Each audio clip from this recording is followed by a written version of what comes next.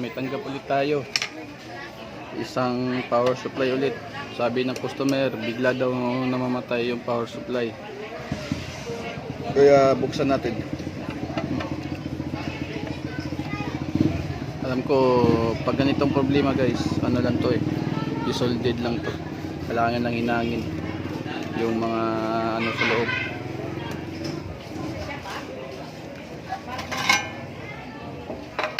Ay, yung kalawang pa oh. Daming ano.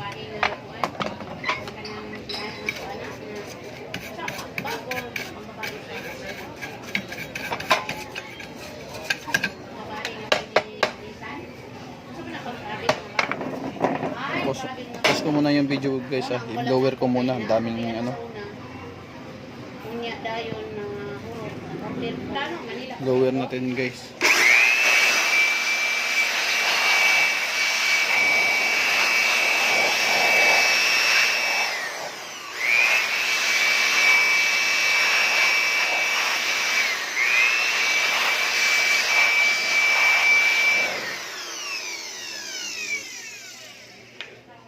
Blower natin.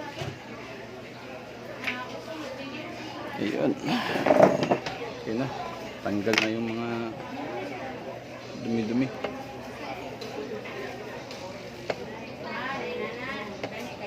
Daming abog. Sa Bisaya lang abog.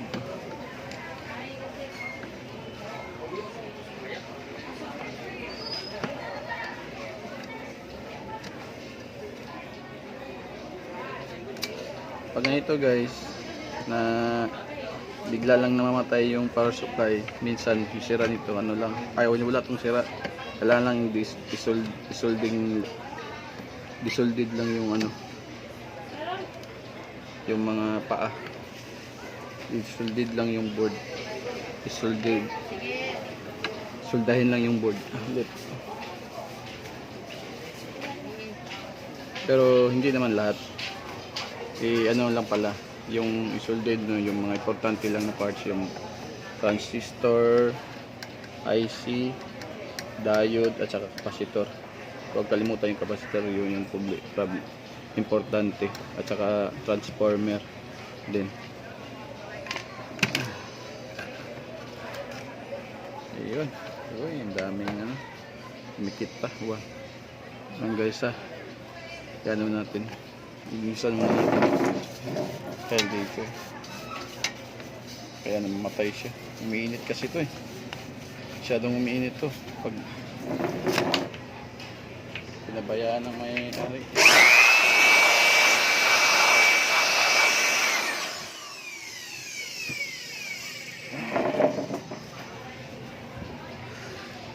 Lang yung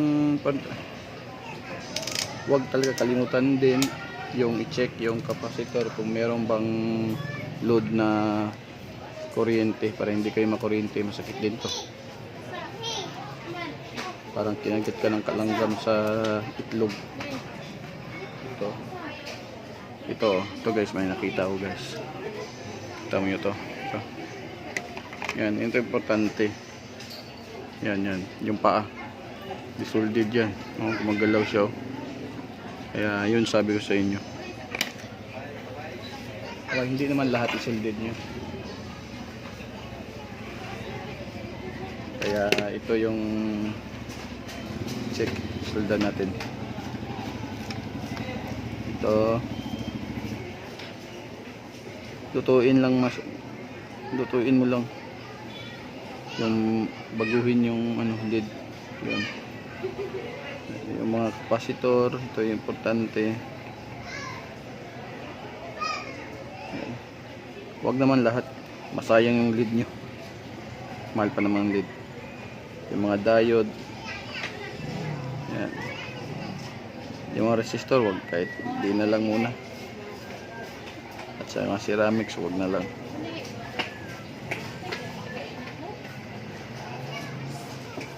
Okay, kita nyo guys, check nyo yung board kung meron bang mga ito, ayun, yung mga transistor, ay itong mga paa ng diode. Ayan, sulda nyo. Ingat lang kayo magsulda guys. Dapat walang, hindi magdikit yung paa para walang short. Pag ma-short to, sigurado sabog. Sabog yung power supply nyo. Watsa.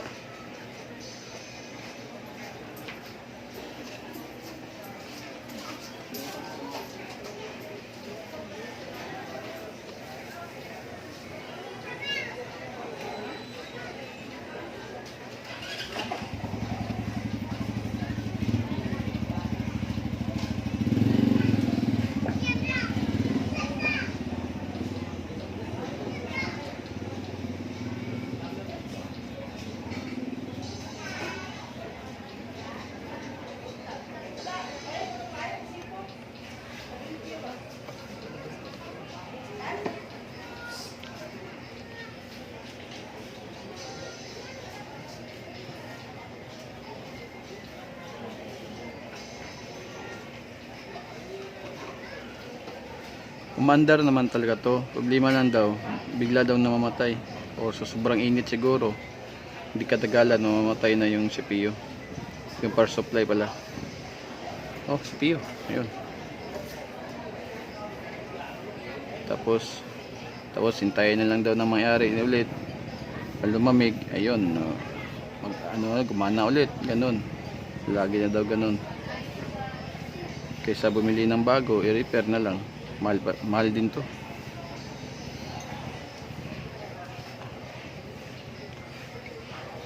Kasi sa akin guys, lahat ng nasisira maayos din yan. Maayos pa rin yan. Tiyagaan lang. Huwag puro bili ng bili.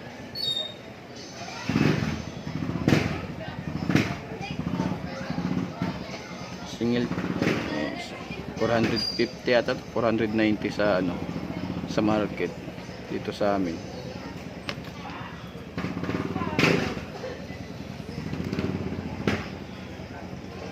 Laki din yun.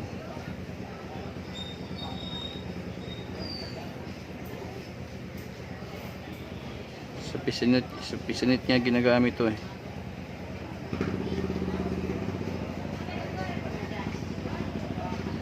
Kapasitor, check din yung kapasitor,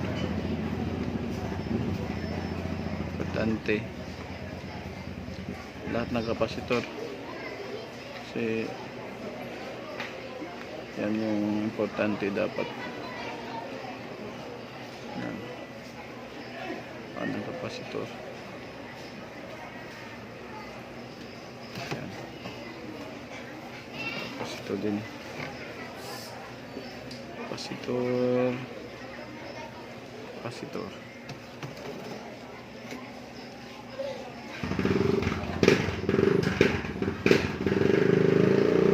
Check natin kung meron pa bang kailangan hinangin or solderin. Ito, solder natin to.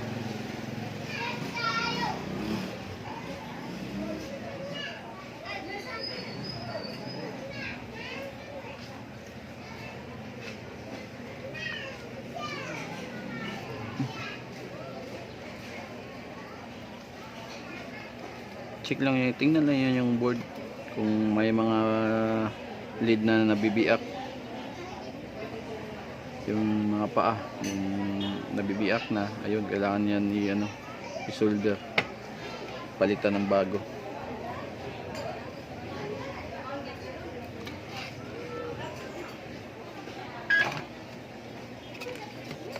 Palitan ng bago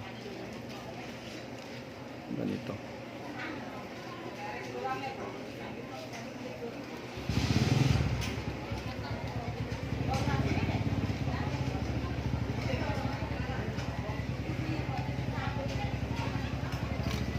Yan. Diba, linisan nyo yung sa dulo ng tip ng soldering nyo guys, para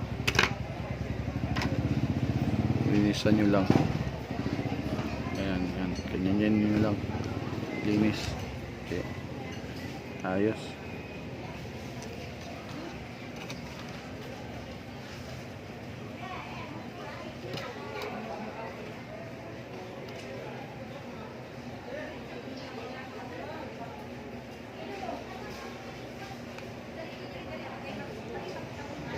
Manda.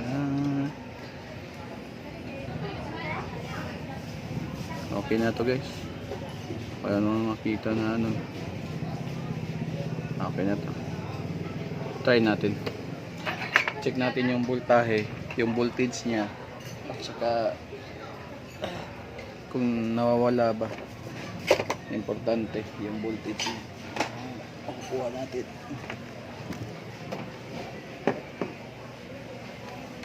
Ito yung ginagamit ko guys pag mag-test ng voltage. Itong tester na to, digital. Lagay natin sa DC. Direct current to yun. Okay.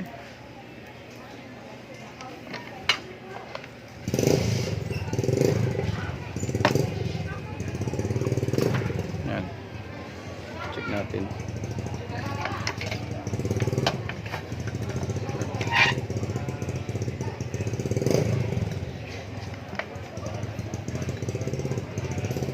Mag-test kayo dito sa wire.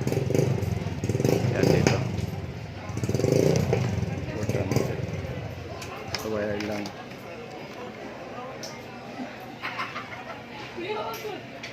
Yan.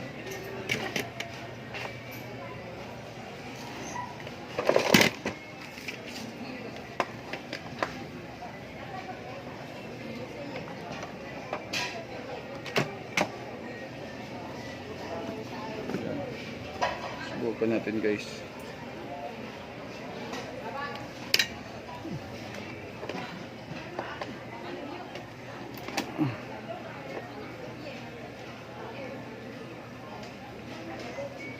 Huwag nyo kalimutan lagyan ng i-jumper nyo tong green at saka black para sa switch or switch on nya. Yun, umandar na siya. Yan, umandar na siya guys. Yan. I-test natin yung voltage kung tama ba or hindi na siya namamatay.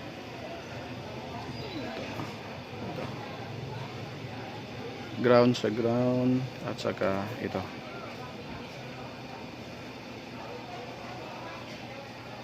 Kung tama ba yung voltage niya. Yan.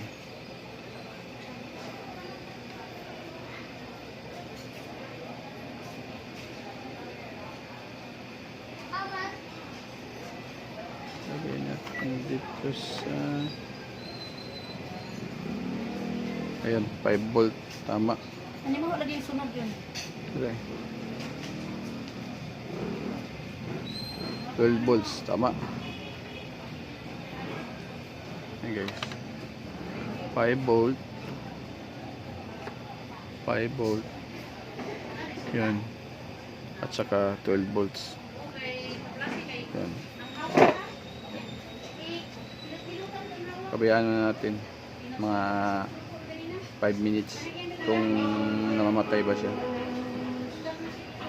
Kung hindi na siya na gano, ayun na yun, okay na to.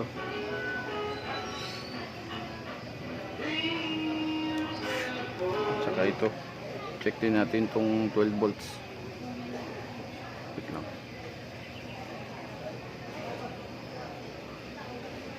Ayun, 12 volts guys. Ito 12 volts to. Dahil ito yung sinasaksak sa 4 pins sa CPU, sa processor. Direct sa processor yun. Ito, yan, may lang na guys. 12 volts. Yan. Okay na yan.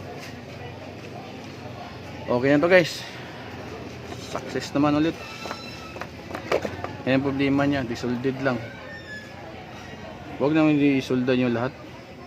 Yung ano lang, check lang yung mga paa. Okay guys, dito lang, putulin ko na yung video. Babu, salamat.